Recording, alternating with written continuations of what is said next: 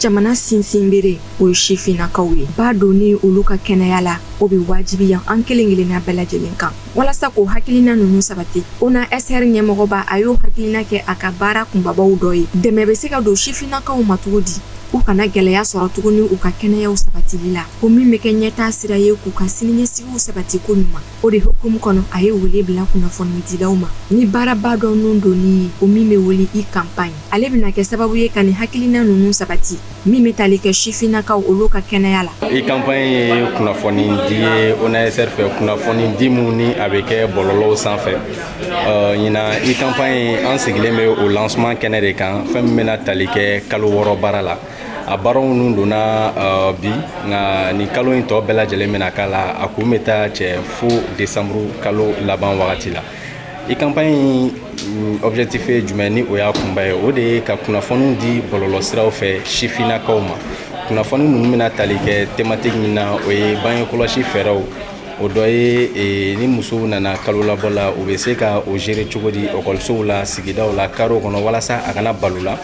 O tɛmɛnen kɔ fɛnɛ an bɛna kuma kosɛbɛ bogotigininw bɛ kɔnɔbara balalen mun sɔrɔ. Kunnafoniya bɛna tɛngu min kan o de ye yɛrɛminɛ fo ka fɔ sera furuso la.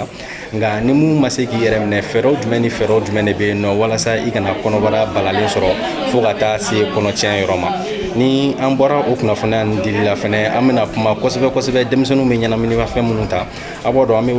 wagati mun ni ɲɛnaminimafɛnw tali cayara kosɛbɛ an ka jamana kɔnɔ. An denmisɛnninw anw de siniɲɛsigi ye mais n'a fɔra ko an yɛrɛ de kɛlen don ɲɛnaminimafɛnw tabaga ye a bɛ kɛ ka dankari an ka kɛnɛya la a bɛ ka dankari an ka kalan na a bɛ ka dankari an ka kodɔn carili la. Donc ɲɛnaminimafɛn ninnu kɔlɔlɔ jumɛn de b'a la ala ye minnu lajarabi a minina an bɛ s'u ma mun de bɛ k'u bila a la ani u bɛ se ka dɛmɛ cogo di walasa u ka bɔ a la. Sifinnaka minnu bɛ ni olu ma don a la fɛnɛ an bɛ kunnafoniya di olu ma ni walasa u kana don a la ka da kan kɔlɔlɔ ni kɔlɔlɔ minnu bɛ a la an da bɛna se u ma kosɛbɛ. An bɛ wagati min fɛnɛ la an bɛ congé wagatiw la écoliw bila la généralement denmisɛnninw caman bɛ so parce que kalanw ni fosira yanni ka taa se école kura wulili ma. Donc o période ninnu kɔnɔ denmisɛnninw caman ka kolonkɛw bɛ caya. O kolonkɛ ninnu senfɛ u bɛ se ka kunnafoniya jɛlen sɔrɔ cogo di walasa u yɛrɛ bɛ se ka u mago don u ka kɛnɛya la u ka bange kɛnɛya la u ka bange kɔlɔsi kɛnɛya la dans le problème kana y'a la. Donc ONASR bɛ ka o sigi in de nun don a baara in bɛna tali kɛ sifinnakaw yɛrɛ de bɛna baara in waleya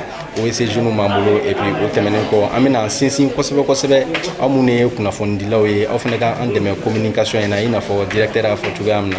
et puis an tɛna dan o dɔrɔn ma an balima minnu bɛ ni ala ye olu lujura n'ala ye olu garijɛgɛ lujura bana la olu fana ɲɛ bɛna don kunnafoni di ninnu na kosɛbɛ. Kunnafoni di kɔfɛ an bɛna offre de service fɛnɛ kɛ ni o ye an ni clinique mobiliw bɛ bɔ période d'intensification wagati la ni o ye octobre ye ka na fɔ décembre wagati la an ni clinique mobiliw bɛ bɔ kunnafoniya dili kɔfɛ walasa jeunes bɛ se ka service bénéficier cogoya min na u ka IST sɛgɛsɛgɛli bɛ se ka kɛ cogoya min na u bɛ se ka bange kɔlɔsiw fɛɛrɛ sɔrɔ cogoya min na u ka dépistage du cancer du col de l'utérus bɛ se ka kɛ cogoya min na o wagati ninnu na o service bɛ kɛ Fufalaki fan bɛɛ lajɛlen na. Wa an ma dan o ma parce que n'i ko bɔlɔlɔ sanfɛ denmisɛnnin bɛɛ tɛ bɔlɔlɔ sanfɛ minnu bɛ duguba kɔnɔ olu de caman bɛ bɔlɔlɔ sanfɛ nka an ma ɲinɛ fɛnɛ an balima sifinnaka minnu bɛ togodaw la ka da kan an bɛna wagati ni wagati baro sigi kɛ o togoda ninnu na ka kunnafoniya di u ma cogoya min na u ka bange kɛnɛya an'u ka bange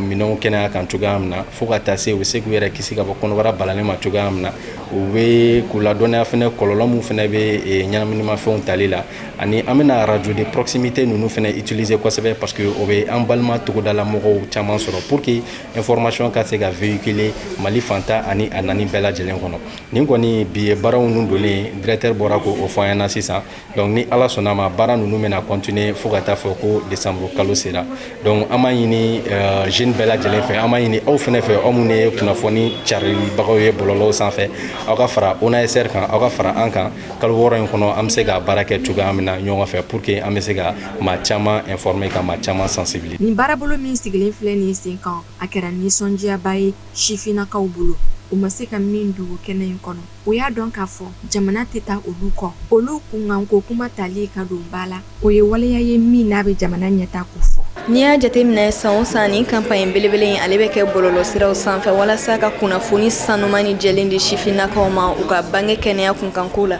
Sifinlakaw olu sen don ni campagne na a ka gɛlɛn kosɛbɛ sabu n'i y'a jate minɛ bange kɛnɛya yɛrɛ fɛn dɔ ye a kuma ka gɛlɛn so kosɛbɛ i b'a sɔrɔ kunnafoni caman tɛ sifinlakaw bolo donc u bɛ taa bɔlɔlɔsiraw sanfɛ u mana kunnafoniya sugu o sugu sɔrɔ u b'o kunnafoniya k'o ta ka baara kɛ n'o ye ka sɔrɔ o kunnafoni ninnu cɛla i b'a sɔrɔ kunnafoni ɲuman t'u la o de la ni i campagne an sen don ni a la a ka gɛlɛn kosɛbɛ sabu i b'a sɔrɔ ni ko bange kɛnɛya an bɛna kuma kalo labɔ kan ni kalo labɔ nana cogo min na an bɛ se ka an yɛrɛ matarafa ale ni fɛn caman wɛrɛw b'o la donc a ka kan kosɛbɛ na an kunkanko de bɛ ka kɛ an kunkanko de bɛ ka fɔ an yɛrɛ ɲinga don a ko lasabatili la fɛɛrɛ ni dabali minnu bɛna k'an bolo minnu sigilen don sen kan walasa ka nin baara in nɔgɔya an bolo surtout bɔlɔlɔsiraw sanfɛ video kunkuruninw bɛna kɛ ka d'an ma ale ni jaw fana bɛna d'an ma ni affiche b'o la ale ni video minnu bɛna kɛ tubabukan ale ni bamanankan na walasa sifi bɛɛ ka se k'i ka tɔmɔta ko o sɔrɔ a la o bɔlen kɔfɛ ye ONASR bɛna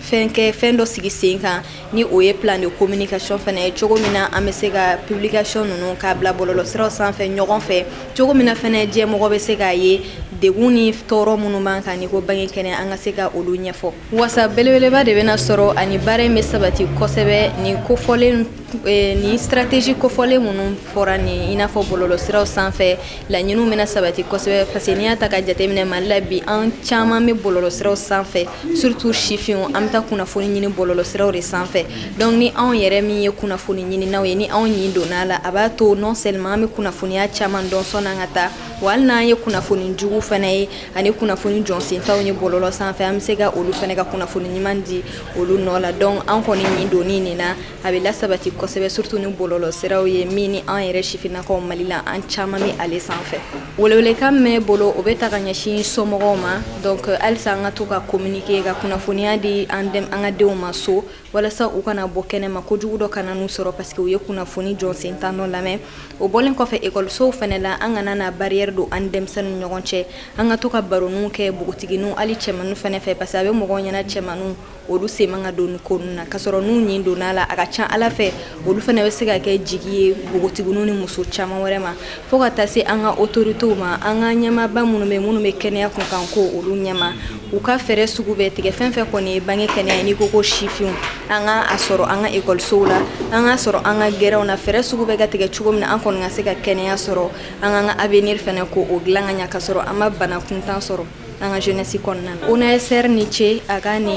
ka sifinw impliqué ka sifinw ɲin don ni campagne na sabu a bɛ sifinw de kunkanko kɛ i tɛ se ka kuma sifinw mɔgɔ nɔ la ka sɔrɔ a tigi yɛrɛ ma impliqué donc an ka foli belebele bɛ ONASR ye ale ni fɛnɛ jɛkulu minnu bɛ yan nɔ minnu bɛna campagne ka participer a la an ka foli bɛ olu fɛrɛ sabu kuma min don a ma nɔgɔn nka n'an farala ɲɔgɔn kan a ka ca ala fɛ an ka laɲini olu bɛ sabati a kɛra hakilina jagabɔ kɛnɛ ye min tɛmɛna sifinnakaw kunnafonidilaw ONASR ɲɛmɔgɔba ka fara cakɛlaw olu ni ɲɔgɔn cɛ non an sen donna baara na diyara n kojugu ka da kan a y'an n'an ka lujura to ɲɔgɔn na k'aw mago don an na yen yɔrɔ la an b'aw fo la kosɛbɛ an b'an to kɔ k'an to bolokɔfɛ fɛnw ye caman bɛ nin projɛw lancement kɛ o hakili tɛ jigin IMAV la yɛrɛ caman bolo lujuratɔw ni projet makan quoi ni nafa mina kɛ mun yɛrɛ an ka fɔlɔ de an bɛna participer ka taa activité caman na ka se yɔrɔ caman na à cause de ça quoi a bɛ kɛ faamuyaliba de an ma k'a ɲɛsin an ka kɛnɛyaw sabati welewelekan min bɛ ne bolo ka ɲɛsin maa o maa bɛ n'u bɛ fɛ ka projet lancer a bɛ fɛ a ka di u kana ɲina IMAV kɔ quoi bɛɛ ka se IMAV la ka n'u bɛ projet lancer ka dɔ lujura non-voyant dɔ don a projet ko kɔnɔ quoi aw ka jɛ ka baara kɛ ɲɔgɔn fɛ an ka laban folikan de bɛ n bolo ka ɲɛsin aw yɛrɛ ma aw mɔgɔ min ma ɲugu an na fɔlɔ quoi n'aw y'an wele an b'aw fo ala kana aw si sara n'a ɲɔgɔn ye quoi nin baarabolo minnu bɛna sigi sen kan kalo 6 kɔnɔ an b'a jigiya k'a fɔ sifinnakaw u tɛna gɛlɛya sɔrɔ tuguni u ka kɛnɛyaw ka fara kunnafoni jɛlen sɔrɔli kan